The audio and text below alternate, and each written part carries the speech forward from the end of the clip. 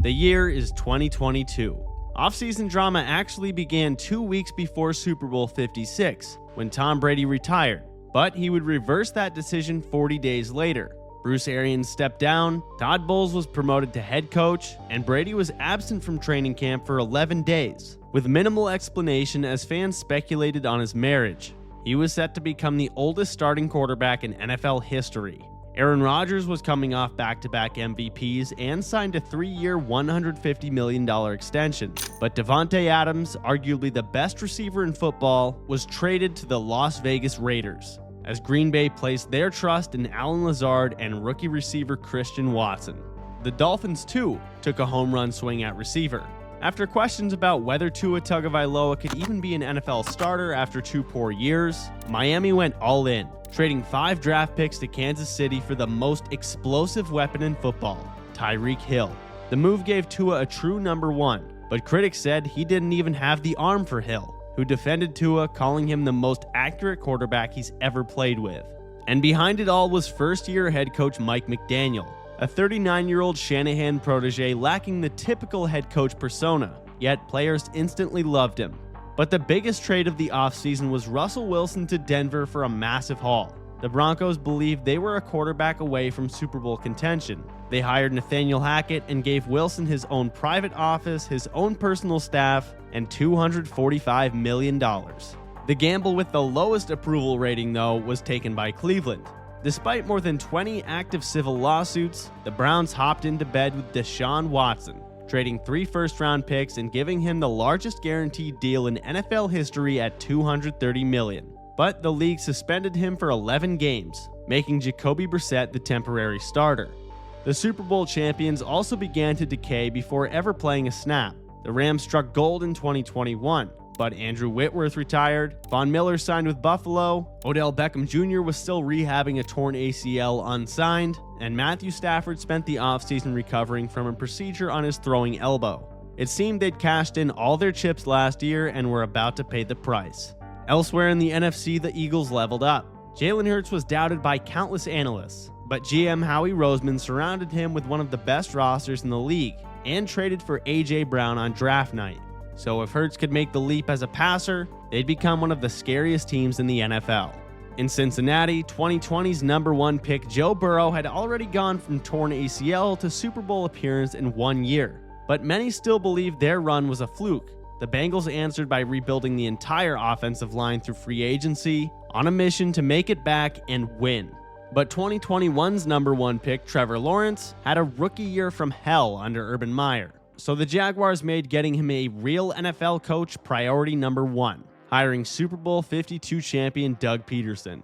However, the most delicate quarterback situation in the league was San Francisco's. Jimmy Garoppolo had just taken the 49ers to the NFC Championship, but Kyle Shanahan and John Lynch made it clear they needed to see what they had in 2021's number 3 overall pick Trey Lance. The front office failed to trade Jimmy G during the offseason.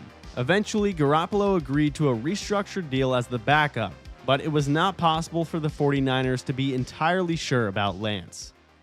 This video is sponsored by Mint Mobile. If you're anything like me, your phone bill has become one of those things that you just accept despite the fact that it annoys you mildly every single month. That's why I like Mint Mobile. They've reimagined wireless to be online rather than in stores with salespeople. You sign up from your couch and you're done.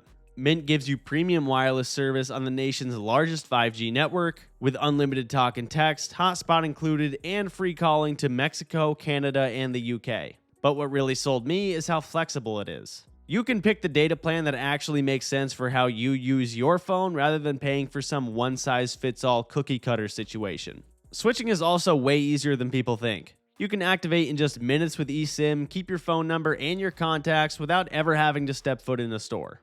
And for a limited time this holiday season, you can get 50% off an unlimited premium wireless plan from Mint.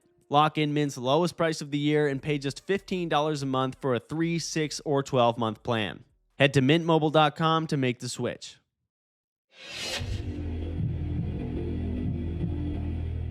On opening night, the Rams unveiled their banner, then got run off their own field as Josh Allen delivered a message to the league, throwing for 297 yards, running in a touchdown, and rolling the Rams 31-10.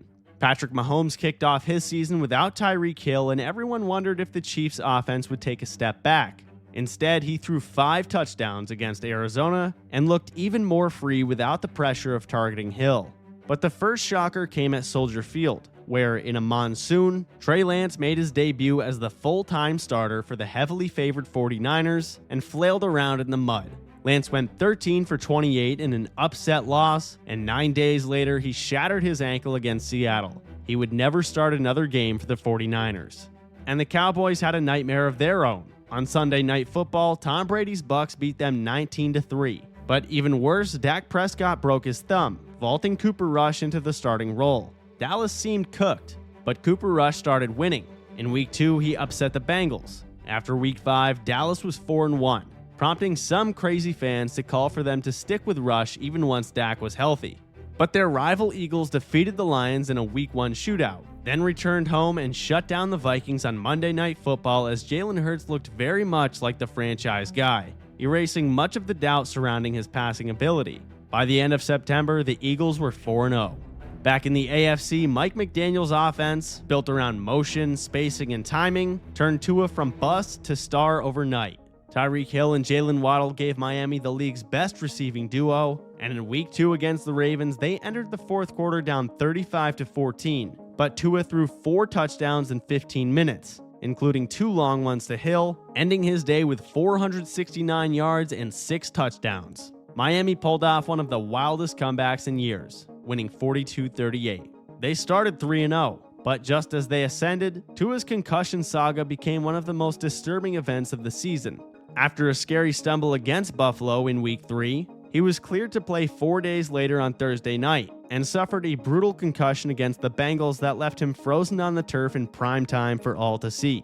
Miami's monster start spun into an ethical dilemma, and Tua wouldn't see the field again until late October. In contrast to the Dolphins, though, Russell Wilson's debut for Denver was the opposite of electric. In the season opener, Wilson returned to Seattle. The crowd expectedly treated him like a traitor, but what nobody expected was for Geno Smith to steal the show. The journeyman backup everyone had written off completed 17 of his first 18 passes and played with poise he'd never displayed, while the Broncos sputtered on offense the whole game, racking up empty yards. The game came down to one of the strangest decisions. Down 17-16 with 20 seconds left, Denver chose a 64-yard field goal rather than letting Wilson go for it on 4th and 5. Brandon McManus missed, and Nathaniel Hackett was deemed a clown after his very first NFL game as a head coach. But as the Broncos spiraled, Mahomes and Justin Herbert delivered a gem. Yet the key play came from the Chiefs' defense. 7th-round rookie Jalen Watson picked off Herbert for a 99-yard touchdown. A reminder that Kansas City had playmakers on defense as well.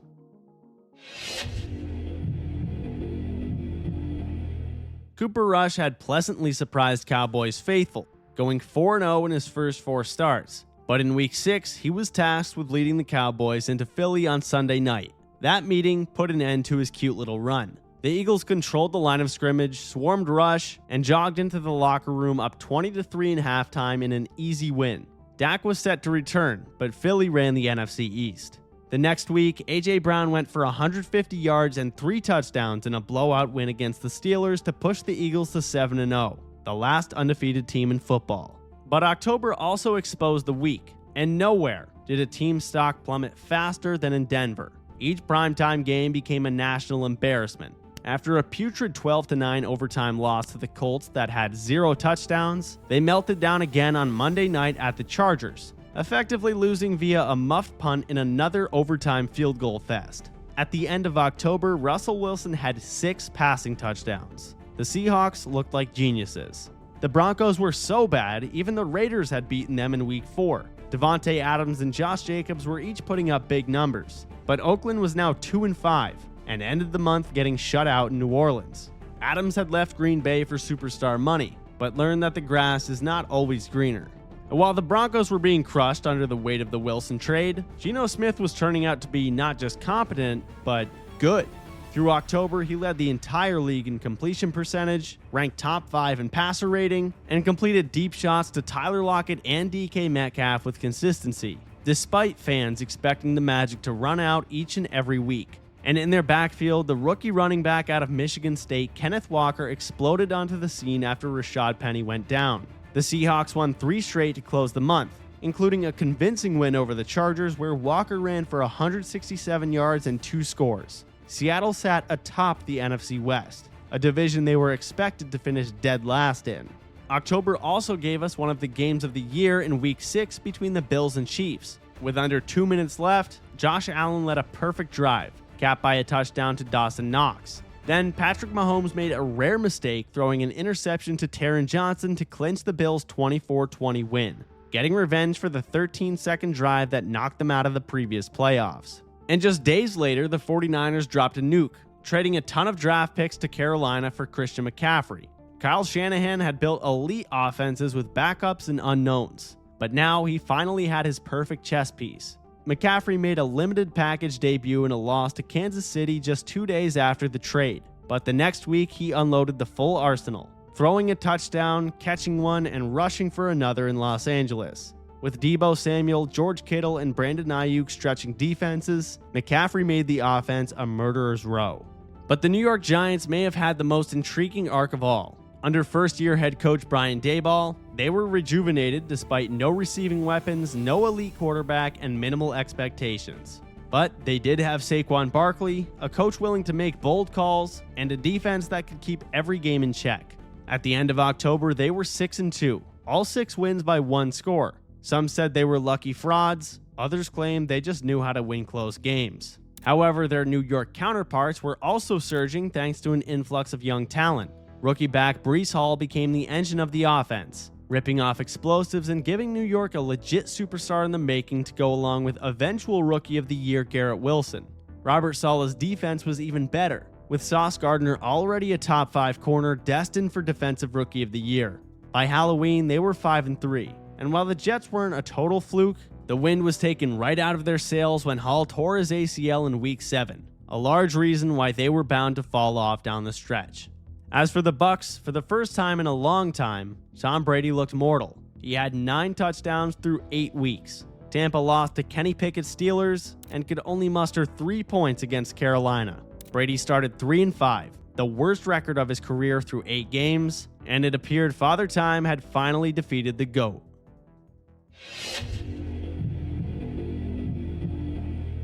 The beginning of November included one of the most head-scratching organizational decisions in modern NFL history.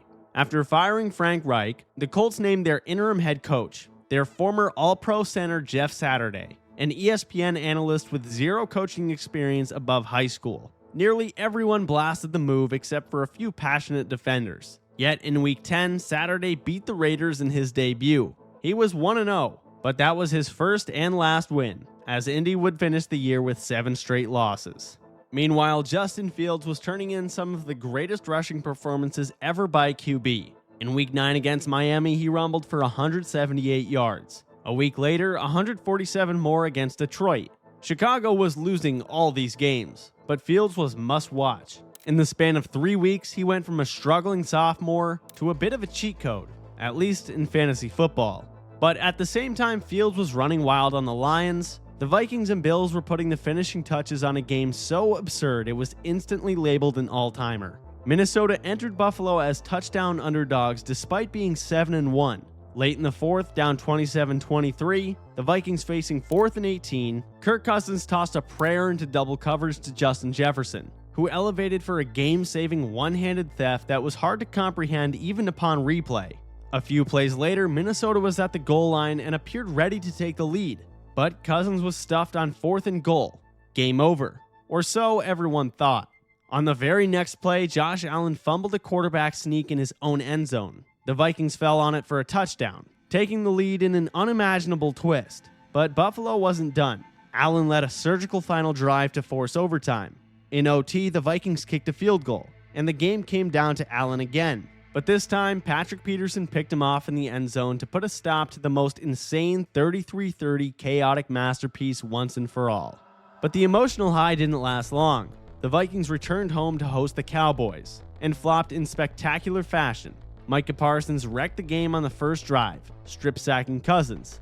At halftime, it was 23-3, and Dallas coasted to a 40-3 victory. which kept their chances in the NFC East alive. Because a week prior, on Monday Night Football, the 8-0 Eagles played Washington, with Taylor Heineke at QB and a roster held together with duct tape. Yet they strolled into Philly and bullied them for 4 quarters to ruin the Eagles' perfect record. But while that would prove to be just a blip on the Eagles' radar, Aaron Rodgers was in the midst of the Packers' season unraveling. In Week 10, they lost their 5th straight, a game in which he threw 3 interceptions against Detroit, the first time Green Bay had lost 5 in a row since 2008. However, the Dolphins were trending in the other direction. Once Tua returned from his concussion, they reached ludicrous heights. Tyreek Hill was on pace for nearly 2,000 yards, with Jalen Waddle not far behind. They went undefeated in November, 8-3 with the league's most exciting offense.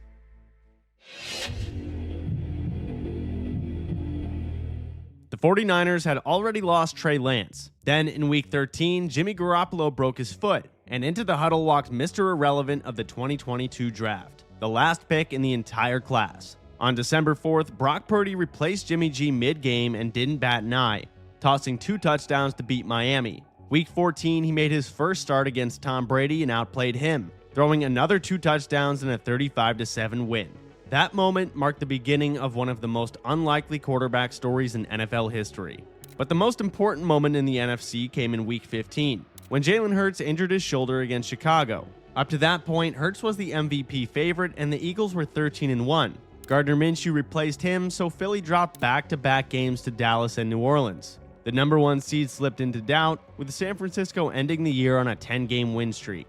Fortunately, Hurts returned just in time for Week 18 to clinch the NFC's best record, but his absence swung the MVP race in Patrick Mahomes' favor, and the Bucs were fighting an uphill battle, entering the month 5 and 6, coming off 2 hard-fought games and scrapping just to make the playoffs. In Week 13 against the Saints, they trailed 16-3 with 5 minutes left before Brady authored 2 touchdown drives in the final minutes for a 17-16 win. It felt vintage, but needing a comeback like that just to overcome 16 points further proved Tampa was in big trouble. Brady would make the playoffs thanks to a bad division, though the Bucs were not a playoff caliber team.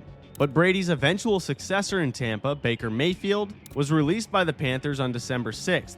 With Matthew Stafford just ruled out for the season, the Rams claimed Baker the next day. 2 days after that, he started against the Raiders with barely 48 hours to learn the playbook, and came through with a 98-yard game-winning drive. The Rams won 17-16 in a game that is cited as somewhat of a career saver for Baker Mayfield. Meanwhile, the Bengals took the league by the throat.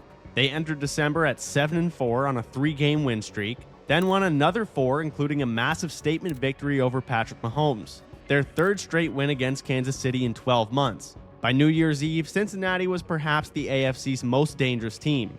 But just as the Bengals were peaking, on Monday Night Football January 2nd, Cincinnati hosted Buffalo to potentially decide the AFC's number 1 seed. Instead, it became the most terrifying night of the year. Midway through the first quarter, Bills safety Damar Hamlin collapsed after making a routine tackle. Players watched in disbelief as medical staff performed CPR for nearly 10 minutes before Hamlin was rushed to the hospital. The game was suspended and then canceled, but the league had no blueprint for something like this, and the fallout reshaped the AFC. That game was ruled a no contest. Buffalo lost the chance to fight for the number 1 seed since he felt robbed of a path to home field advantage, and new playoff rules were introduced on the fly. This allowed Kansas City to get the number 1 seed and Patrick Mahomes to lock up the MVP. And in Cleveland, we finally got the return of Deshaun Watson, 700 days since his last NFL game. Watson came back from suspension in Week 13, but rather than fireworks, he showed rust. Watson looked nothing like his Houston self, struggling with timing, accuracy, and confidence. The Browns' competitiveness was largely because of their defense and run game. Watson went 3-3, and Cleveland finished 7-10 with more questions than answers going into the offseason regarding their 9-figure quarterback. The Detroit Lions, though, became the team nobody wanted to play. Sitting at 1-6 in early November, they flipped a switch and became one of the league's hottest teams, rattling off 6 wins in 7 games to climb to 7-7. They stayed alive into Week 18, needing some help to sneak into the playoffs, but Seattle's win over the Rams eliminated them. Even so, the Lions still ruined Aaron Rodgers' final game as a Packer. They missed the postseason at 9-8, but showed they were the up-and-coming team. And the AFC South may have produced December's most shocking reversal. Jacksonville, left for dead at 4-8, caught fire with Trevor Lawrence playing the best football of his young career. Simultaneously, the Titans won 7-3, lost 7 in a row. Ryan Tannehill got hurt, and the team turned to Malik Willis and Josh Dobbs to save their season. Instead, they sunk it, handing 9-8 Jacksonville a playoff berth. The Dolphins too went cold with the weather. Tua's play regressed badly in December, including Week 16 against Green Bay, where he threw 3 consecutive interceptions on 3 drives, after suffering a concussion mid-game. Miami lost 5 of their last 6, but still nabbed a wild card over Pittsburgh and their patented 9-8 record. The Ravens folded as well. Lamar Jackson injured his knee in Week 13 and never returned. Baltimore's offense averaged a mere 13 points per game without him. They made the playoffs, but their season was going nowhere. Unlike them, the Chargers became the team people expected in August. Keenan Allen and Mike Williams returned, the defense got Joey Bosa back, and in December they won 4 of their last 5 to clinch their first playoff berth since 2018. And then there was Minnesota. By December, everyone agreed that the Vikings made 0 sense, and that was before they pulled off the largest comeback in NFL history. Down 33-0 to the Colts, they scored 39 points after halftime to win 39-36 in overtime. It didn't fix any doubts, but they finished 13-4, NFC North champions in their first season under head coach Kevin O'Connell. And as they found stunning ways to win, others found stunning ways to lose. On Christmas Eve, the Raiders surrendered a game-winning touchdown to Kenny Pickett. But a week earlier, they won because the Patriots literally lateraled the ball to them on the final play, which gave them a walk-off defensive touchdown, the single dumbest ending to any game in 2022.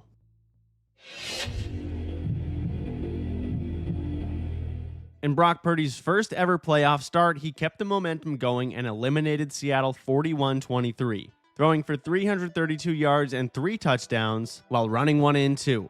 Mr. Irrelevant had the makings of a franchise quarterback. The same could not have been said for Trevor Lawrence in the first half of his playoff debut, though, where he threw 4 interceptions and fell behind to the Chargers 27-0. Los Angeles was ready to comfortably advance until Lawrence threw 4 second-half touchdowns, and the Jaguars stormed back for a 31-30 win. In Minnesota, the Vikings stayed on brand with another one-score game, but this time they lost. Daniel Jones played one of the best games of his career, rushing for 78 yards and picking apart the Vikings defense in a 31-24 win. But no game better captured the chaos of wildcard weekend than Bills-Dolphins. What was supposed to be a walkover was anything but. Miami, starting Skylar Thompson with Tua not cleared due to concussion, fell behind 17-0 before forcing Josh Allen into a series of mistakes. A fumble return and 2 Allen interceptions later, the Dolphins took a 24-20 lead. But Allen recovered, hitting Cole Beasley and Gabe Davis for key scores to escape 34-31. Elsewhere, the Bengals survived Tyler Huntley's near upset thanks to Sam Hubbard's 98-yard fumble return touchdown, but sadly, on Monday night, Tom Brady's final game was a 31-14 brutal goodbye at the hands of the Cowboys. In Philadelphia, the Giants' dream run with Coach of the Year Brian Daboll died quickly. The Eagles, rested and healthy, steamrolled New York 38-7 with Jalen Hurts playing at an MVP level again. The defense sacked Daniel Jones 5 times, and the game was over by halftime. In Kansas City, Patrick Mahomes suffered a high ankle sprain against the Jaguars, but still found a way to win. Chad Henne filled in admirably with a 98-yard touchdown drive, but Mahomes returned in the second half, literally limping to a 27-20 victory.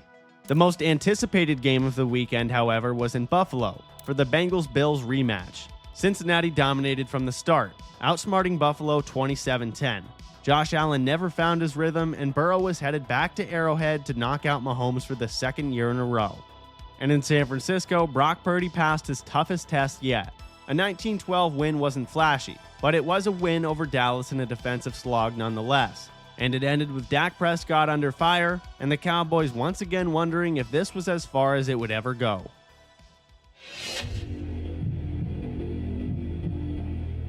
Championship Sunday featured 4 elite teams, but it didn't take long for the weekend to take a cruel turn. In Philadelphia, the 49ers' injury luck somehow got even worse. Brock Purdy took a hit on the arm during the first drive, tearing his UCL and essentially ending San Francisco's passing game. Backup Josh Johnson replaced him, then was knocked out with a concussion. Purdy had to come back in the game, and the Niners were forced to run the ball on nearly every play, taking away any fair chance they had. Miles Sanders punched in 2 rushing scores, and the Eagles cruised to a 31-7 win. Defensive Player of the Year Nick Bosa proving to be no match for Philly's offense. But in Kansas City, Mahomes and Burrow played in icy wins with Super Bowl stakes. With the Bengals' 3 straight wins over them, Arrowhead was tense. Mahomes played through his ankle injury, Burrow hung in despite relentless pressure, and the game entered the final minute tied, until Joseph Asai's late hit out of bounds on a Mahomes scramble gifted Kansas City 15 yards. Harrison Butker drilled the game-winning field goal, and the Chiefs broke the Burrowhead curse 23-20.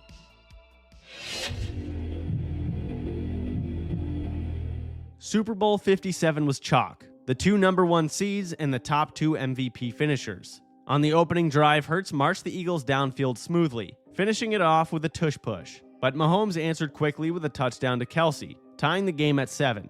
Philly continued to dominate offensively except for a Hurts fumble recovered by KC for a touchdown. But then the game took an ominous turn. Late in the second quarter, Mahomes aggravated his ankle sprain and limped to the sideline in pain. Philly smelled blood, kicking a field goal to make it 24-14 at half. As Rihanna did the halftime show, America wondered whether Mahomes was even coming back. But of course he was, and what followed was an almost flawless second half. Andy Reid showed off masterful play designs, resulting in walk-in touchdowns for Kadarius Toney and rookie Sky Moore to take a 35-27 lead. But Hurts had a rebuttal. Facing an 8-point deficit, he placed a perfect deep ball to Devonta Smith, then bulldozed into the end zone for his 3rd rushing touchdown, and tied it with a 2-point conversion. He had 374 total yards and 4 touchdowns, an all-time performance, but gave the ball back with 5 minutes left, which set up a major controversy. On 3rd and 8 with under 2 minutes left, Mahomes threw incomplete, until a flag came in late on James Bradbury for defensive holding, a bogus call that spoiled the purity of an all-timer. The Chiefs ran the clock down to 11 seconds, and Harrison Butker drilled the go-ahead field goal. Final score 38-35 for Mahomes' 2nd ring. It was one of the greatest Super Bowls ever played. Just 1 turnover, 1 punt in the second half, and 73 total points. Thank you for watching, and if you enjoyed this video, I think you'll like this one too.